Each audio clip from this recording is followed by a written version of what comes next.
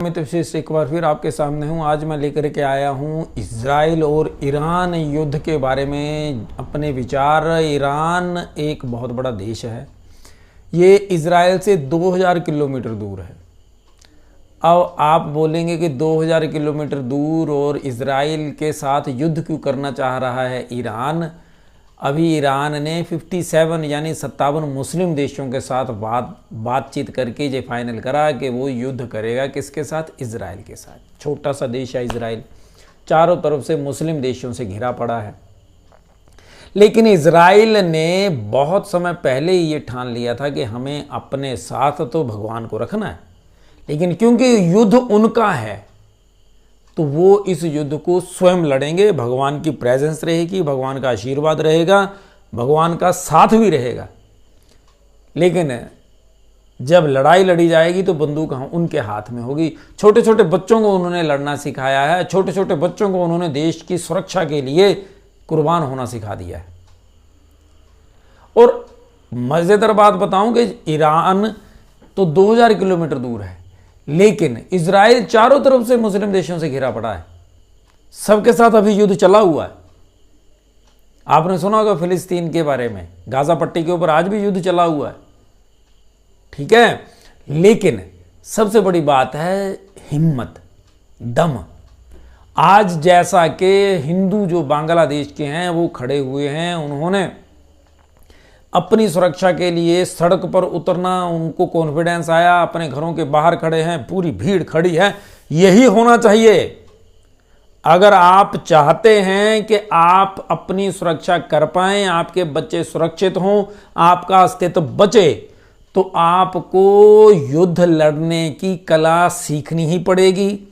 अपने बच्चों को, बेटियों को युद्ध की कला सिखानी ही पड़ेगी।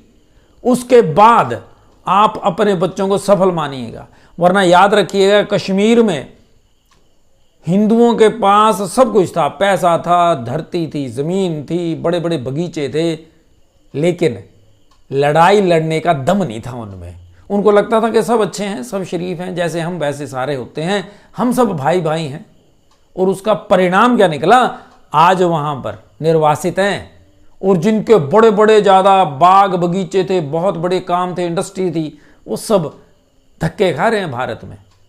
जी हाँ, अगर बच गए होंगे तो, ज़्यादातर तो मार दिए गए।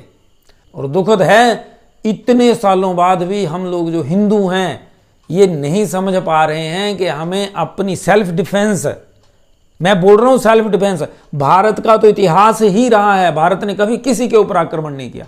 पूरी दुनिया के इतिहास में इकलौता देश है भारत। लेकिन अगर हमारे पे कोई आक्रमण करे तो सेल्फ डिफेंस तो होनी चाहिए।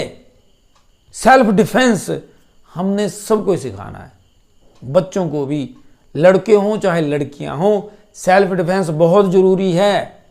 अगर हमारे बच्चे सेल्फ डिफेंस में कमजोर रहेंगे, ये जो मर्जी बन जाएं, कोई भी आकर के इनको लूट लेगा, कोई भी आकर के इनको डरा देगा।